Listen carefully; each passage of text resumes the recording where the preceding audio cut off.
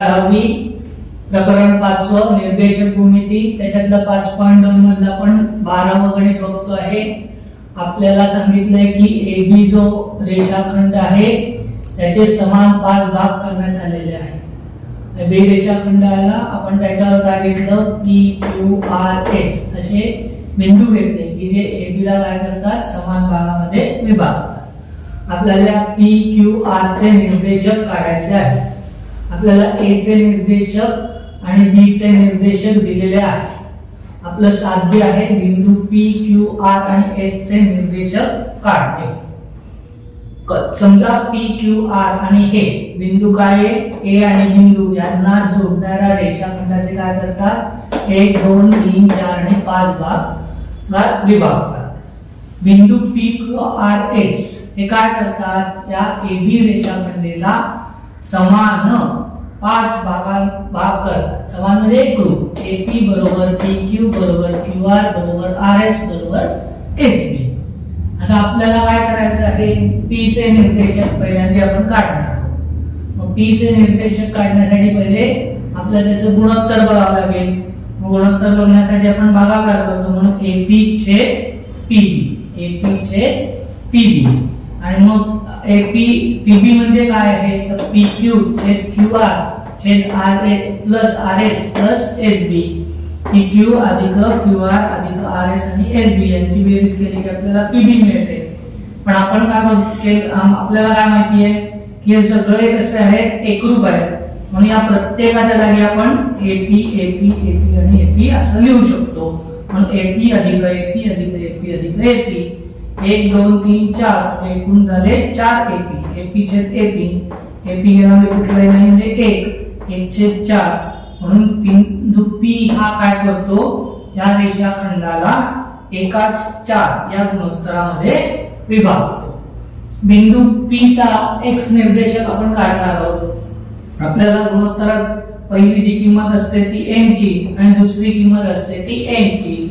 मग P चा x निर्देशक x2 अधिक mx x2 अधिक nx1 छेद m अधिक n m ची किंमत किती आहे 1 n x2 ची किंमत 0 अधिक n ची किंमत 4 x1 ची किंमत 20 म्हणून 1 गुणिले 0 अधिक 4 गुणिले 20 छेद n ची किंमत 1 n ची किंमत 4 1 अधिक 4 शून्याने कोणत्याही संख्येला गुणलं की उत्तर 0 येतं अधिक 20 गुणिले 4 80 4 अधिक 1 5 80 कोणत्याही संख्येमध्ये 0 मिळालं तर उत्तर तीच संख्या येते। 80 छेद 5 बरोबर छेद 5 5 ने 80 ला भागलं 5 16 80 म्हणून x बरोबर 16। आता आपण P चा y निर्देशक काढणार आहोत।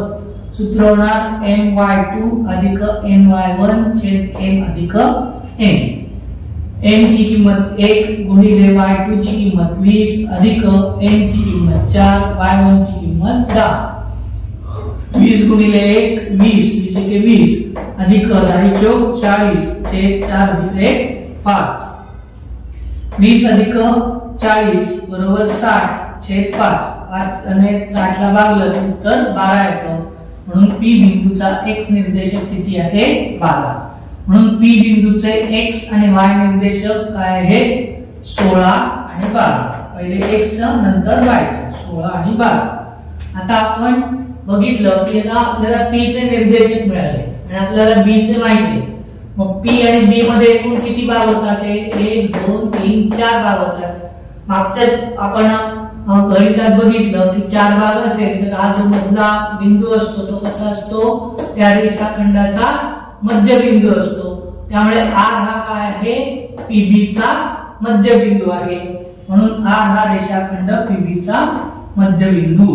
म्हणून R चा x निर्देशक आपण मध्यबिंदूच्या सूत्रानुसार x1 अधिक x2 छेद 2 x1 ची किंमत आहे 16 x2 ची किंमत आहे 0 16 अधिक 0 16 छेद 2 2 ने भागलं 2 16 म्हणून R बिंदूचा x निर्देशक आहे 8। आता R बिंदूचा आपण y निर्देशक काढूया y1 अधिक y2 छेद 2 y1 ची किंमत 12 y2 ची किंमत 20 छेद 2 20 अधिक 12 32 छेद 2, 2 ने 32 ला भागलं, 16 म्हणून R बिंदूचा y निर्देशक 16 आहे.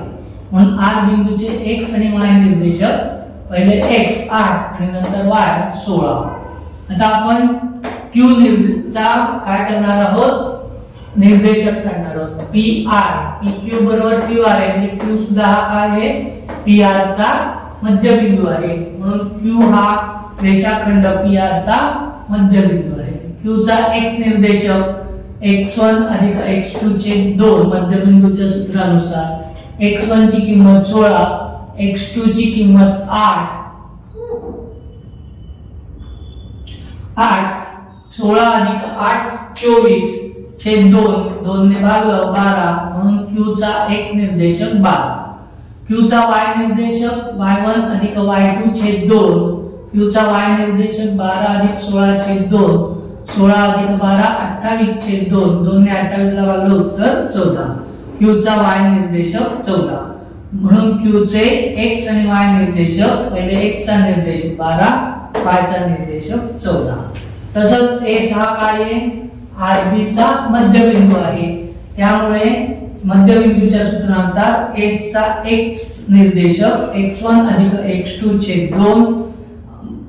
S चा x निर्देशक x1 ची किंमत 8, x2 ची किंमत 0 छेद 2. 8 अधिक 0 8, 2 ने 8 ला भागलं, उत्तर आलं 4.